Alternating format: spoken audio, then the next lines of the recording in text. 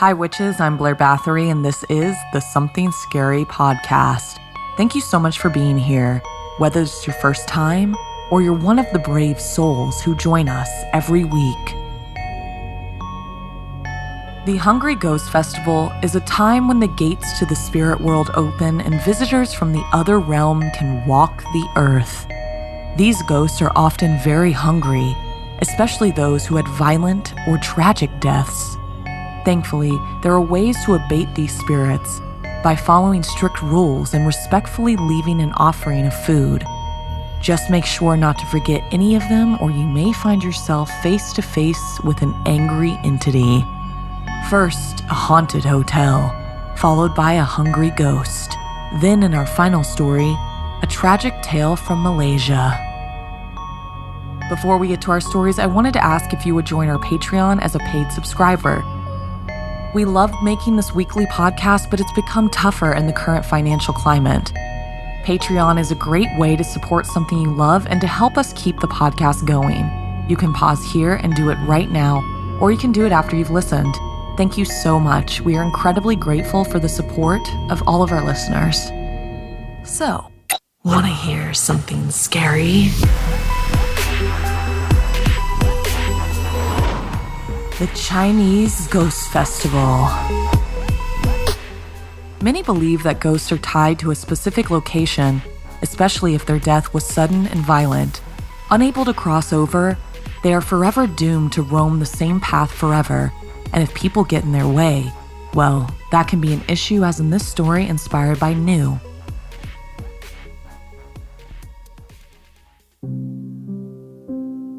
Iko and his family were on a special religious trip in the northern part of Thailand. They arrived at their beautiful hotel resort close to the temple where they'd be worshiping. It was extremely quiet, but the family was exhausted from their travels and glad for the peace. When they found their room, the door was adorned with a red Chinese paper talisman seal. They paid it no mind, just wanting to shower and get to bed. Soon they were settling in, praying and ensuring to honor the wandering spirit. They lay down on the comfortable beds, looking forward to getting a good night's rest, ready for a full day of exploring. Iko could soon hear his father snoring and his mother's slow, steady breath. Even his little brother had stopped wiggling enough to be fast asleep, and yet Iko just couldn't drift off. The AC kept turning on and off, and the light in the room was disorienting, and the flickering light was causing shadows to form on the walls and in the corners. Every time he fell asleep, his eyes would quickly open again, a new shadow seeming to form in front of him, and no matter how much Iko told himself it was only his imagination playing tricks on him, he began to feel more and more unsure. Eventually, exhaustion won, and his eyelids remained shut as Iko fell into a deep slumber. Then he began to dream. In the dream, he was alone in the room. He was sitting on the hotel bed, looking at the bathroom. The light was on behind it, illuminating the doorway, and then the door opened. A naked, bloated female appeared in front of him. He could tell immediately that she was dead. Her body looked like it had been left in water for a long time. The skin was a horrible color, bruised and swollen. Her bloodshot eyes were wide open, staring straight at Iko. Suddenly, her mouth opened, and blackened water came out. She made a sort of groaning sound, and then she spoke. "Please," she croaked. "Pray for me." Even though Iko was shaking from fear, he somehow managed to nod his head, and he began to mumble a prayer. The woman seemed to suddenly realize how terrifying her presence must be. She transformed her appearance so she looked like she had in life. When Iko opened his eyes from reciting the prayer, he was still afraid, but to a lesser extent. "Who are you?" Iko asked. The spirit revealed her name was Sun Ni. Many years ago, she eloped with her lover to the hotel to get married. She had a family fortune, much of which she brought with them to start their new life. After the ceremony, she had retired to the very room to take a bath and clean herself for her new husband. While soaking in the tub, the bathroom door had opened, and a man who was not her husband had appeared. In shock, she didn't know how to respond. when suddenly she felt a burning sensation around her neck.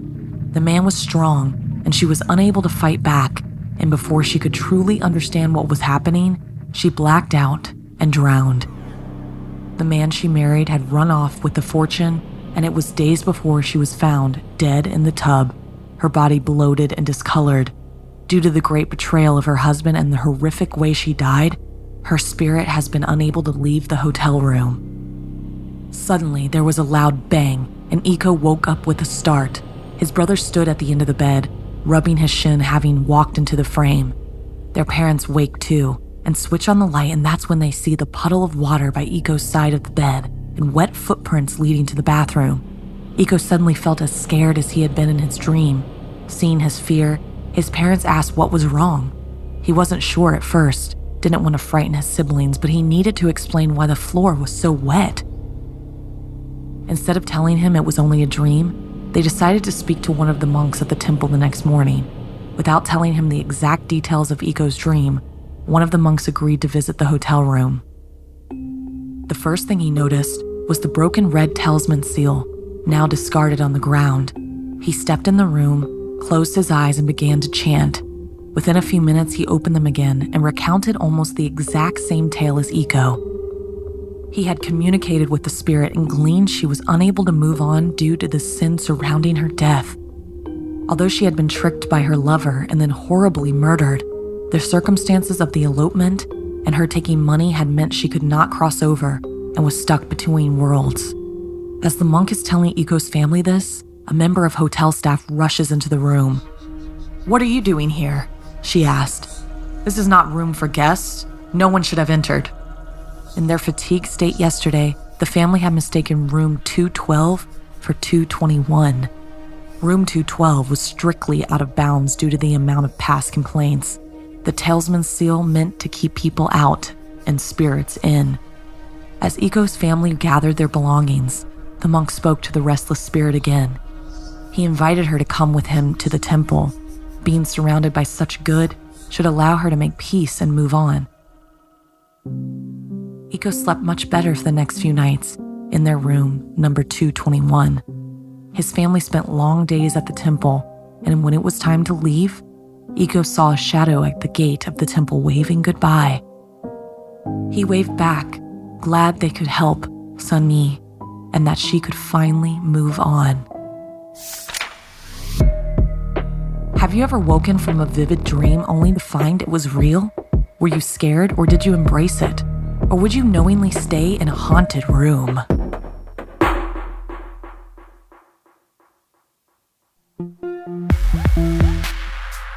Lots of festivals and traditions are based on respect for our ancestors as well as one another. There are rules to follow and things that must be done, otherwise you may just anger the very spirits you are trying to look after.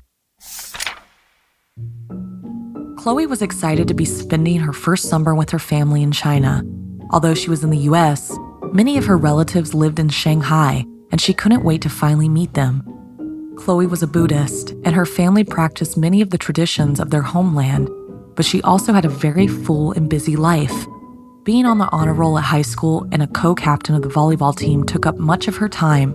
Between school and practicing college applications, she didn't always have the bandwidth for extra family stuff, and so this trip before her senior year was just the thing she needed. When they arrived in China, Chloe spent the first few days meeting as many family members as possible. It was wonderful to get to know them and to see so many sights. Everyone was so warm and welcoming, and Chloe's grandmother's house was the place the family gathered the most. She was a wonderful cook, and the house always smelled of delicious spices. The large dining room table was filled with food, heaps of it piled high for the many visitors to the house to be able to help themselves. No one ever went hungry, and there were always a ton of choices. It was sort of like a buffet, with plates and glasses at one end of the table for guests to use, but there was always one extra setting on a small table next to the main one that no one was to touch. Every evening before they went off to bed, Chloe's grandmother ensured there was plenty of food left on this particular plate. As Chloe was helping her mother tidy away the dishes, she asked about it. "Oh, that's for the hungry ghost," Chloe's mom explained. For one whole month, spirits can cross over from the other side. Most of them are totally harmless, but..." She trailed off and signaled to the extra place setting, the plate filled with food. "There are some spirits who are not quite as friendly, those who suffered untimely or violent deaths. We leave offerings for those hungry ghosts to placate them." Although she didn't necessarily believe the stories, Chloe loved listening to the legends of her family adhered to. And hungry ghosts sounded cute. What happens if we don't feed them? Do they get hangry? She joked, but her mom looked serious. "Oh, don't you worry. Your grandmother would never ever forget anyone. It's a serious business. But if someone did forget, well, that wouldn't be good. We're all talking curses, spirits attaching themselves to you. Now let's finish cleaning and lock up then and off to bed. Your father has to leave very early tomorrow for his business trip." And so Chloe headed off to her room, imagining Casper munching on a fortune cookie and looking forward to the following day. However, things didn't go quite as planned. When Chloe awoke, she found her mom grabbing her car keys about to rush out the door. "Your grandmother has fallen. She's okay, but I think she might have broken something. I'm rushing her to the hospital. Your father has already left and won't be back until tomorrow. Will you be okay on your own?" Chloe was worried for her grandmother, but assured her mother she would be fine. She had plenty to keep her occupied. Her mom rambled a list of things for Chloe to do, including leftovers in the fridge, etc., before driving off. As promised, Chloe found plenty to keep herself entertained and even finished tidying the kitchen and dining room from the day before. By dinner time, she was starving. She opened the fridge and had hungrily devoured the leftovers before she remembered she needed to leave an offering for Casper. She scooped a few spoonfuls of rice and vegetables onto a plate. It didn't look like much, so she rummaged through the cupboards until she found some cookies. They looked pretty good, so she tried a couple and before long had eaten them all. "Oops," she thought, as she placed the last couple and some crumbs on the table next to the remaining leftovers. She was absolutely shattered and figured she'd just clean up the next morning. And so she switched off all the lights and headed off to bed. When she woke in the night for a glass of water, Chloe was disoriented for a moment before remembering she was in her grandmother's house. She felt a little chilly, and so she threw her favorite red sweater over her t-shirt, hoping she'd closed all the doors and windows before retiring to bed. As she wandered into the kitchen and heard the rustling sound, she also remembered something else. She was all alone. There shouldn't have been any noise if she was all alone, and why was it so damn cold? The first thing she noticed was that she had indeed left the back door unlocked and it seemed to have blown open in the wind. Shivering, she pushed it shut and turned towards the sink to fetch a glass of water when she heard another sound. This time a most unpleasant noise, like someone struggling to catch their breath. The wheezing continued as she willed herself to look in the direction it was coming from. There stood in front of the dining table was an entity, a spirit that had wandered in through the open door. Looking for the generous offering it should have been respectfully left. Only Chloe hadn't left a special place setting and provided heaped dishes of goodies to appease the hungry ghost. And now he was mad. Chloe stared at the spirit before her. It was nothing like the friendly ghost. It looked angry, really angry. Suddenly it flew at her, reaching her in a split second, and now it was up close, it even more hideous and terrifying. It seemed to be screaming at her, rubbing its protruding belly. Chloe heard her mother's voice in her head, remembered the mention of curses and spirits entering you. She began to cry, which only seemed to make the ghost even more mad. Impossibly, it seemed to grow in size, becoming taller and longer until Chloe called out, "I'm so sorry. My grandmother is in the hospital. Please forgive me." This seemed to stop the spirit for a moment, and it flew back over the table. Chloe rushed into the kitchen and threw open the fridge.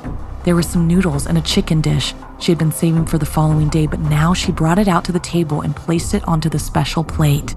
She took off her red sweater and quickly made some tea, then poured it into a cup and saucer, leaving it next to the plate. Finally, she backed away from the table and closed her eyes. Soon it was silent, so she carefully opened them and the spirit was gone. Chloe didn't sleep much that night, and thankfully her grandmother and mom came home the next day. But for the rest of the month, it was Chloe who ensured the special place was set and plenty of food and drink were left for any potential visitors. She would never make that mistake ever again. Does your family partake of any festivals or traditions honoring your ancestors? Have you ever experienced something otherworldly at one of those events? And what would you do if you were faced with a hungry ghost?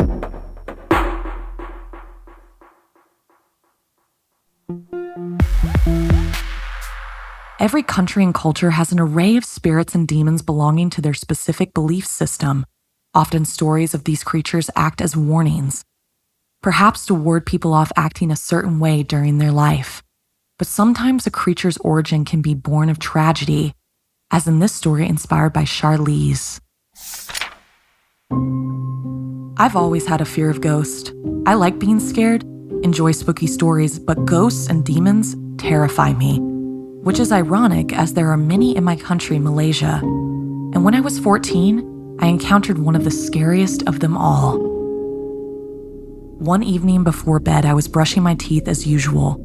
As I rinsed, I looked into the mirror and was just for a split second, my reflection changed. Instead of seeing myself, hair braided, new braces, pajamas, the most terrifying vision stared back at me from the glass. Pale skin, red eyes, and blood-stained dress gave it away. It was the Pontiana. I screamed as loudly as I could, and when I opened my eyes and dared to look back, it was gone. My mom rushed to the bathroom to see what was wrong. I didn't want to stress her out, so I told her I'd seen a spider, which made her laugh and shake her head at me before kissing me goodnight and sending me off to bed. I didn't sleep too well that night. I didn't know why or how I had seen that terrible vision, but I had an awful feeling it wouldn't be the only time. Over the next few weeks, I was nervous whenever I walked past a mirror or even a window pane, but nothing else happened, and I began to wonder if I had just imagined it. I was helping my mom a lot, and she was pregnant with my second sister, my first sister still only being a baby too. Maybe I'd just been super tired. The further into the pregnancy my mom got, the more she needed me to do stuff for her, and I almost forgot about all the scary visions. Then one evening we got a visitor. My mom was resting in her room along with my sister, who had started crying as soon as there had been a knock on the door. So I answered. There was a beautiful lady standing on the doorstep who I'd never seen before. I knew well enough to not let a stranger into the house, but she said she was some sort of nurse, there to check on my mom and sister. There were always various people dropping in to see my mom as she was planning a home birth, so I didn't seem too suspicious. I explained that my mom was in bed, and the lady asked if she could maybe wait in the kitchen while I went to get her. It seemed the polite thing to do, and so I showed her where she could sit at the table. Our dog started whining, so I let him outside, presuming he needed the bathroom. As soon as I walked past the lady, I noticed the smell strongly of floral perfume. It was almost overpowering, but at the same time seemed to give off calming vibes. I left her in the kitchen and headed into the bedroom to see my mom. Strangely, both she and the baby seemed to be napping despite me hearing crying just moments before. I gently woke Mom and told her about the lady who had come to see her. She wasn't feeling too good and my sister was fast asleep, so she told me to ask the lady if she could come back in the morning. As I was leaving the bedroom, Mom called out again. Ask which department she's from. I see so many nurses I forget, but I honestly don't remember scheduling any appointment for today. As I made my way back into the kitchen, my nose started twitching.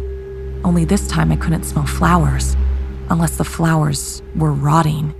This was pungent, thick and tangy, like something that was dead.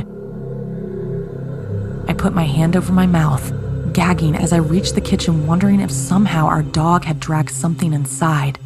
It was dark enough to see the full moon shining through the kitchen window, and I switched on the light, illuminating the room, and then I stopped where I was. Even with her back to me, I knew something was wrong. The lady at the table seemed different. Even though I'd only seen her for a moment, her hair looked longer, much longer. I could see one hand tapping the wooden table, and surely I would have noticed those talons before. And then she turned around.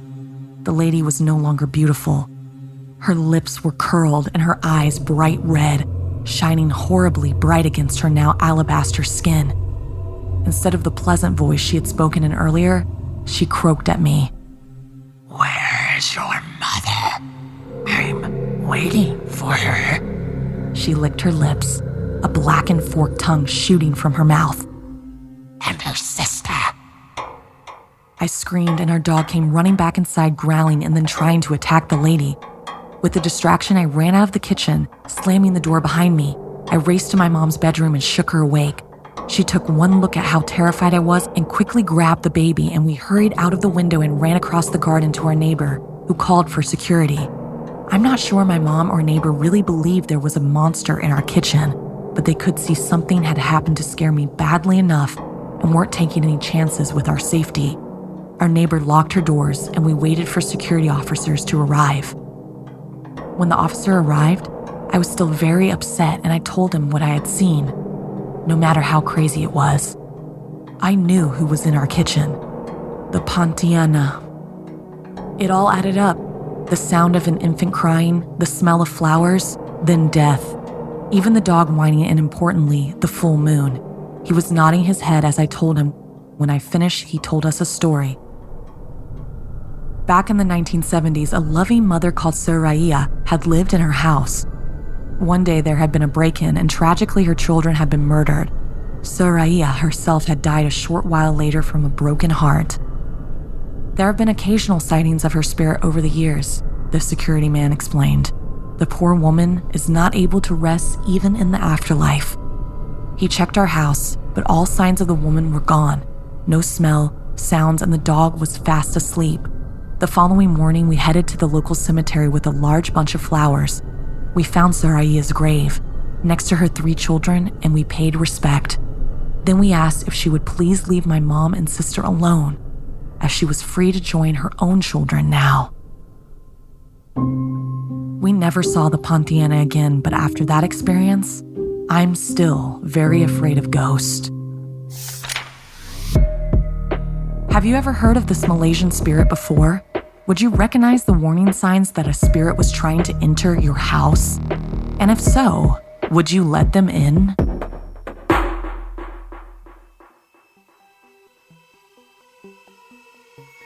This week's podcast stories were edited by Sarah Lukasiewicz, narration by Blair Bathory, audio edited and mixed by Fitz Harris, additional audio editing by Calvin Linderman, produced by Ana Villalobos, executive produced by Gail Gilman, music by Sapphire Sandalo and Calvin Linderman.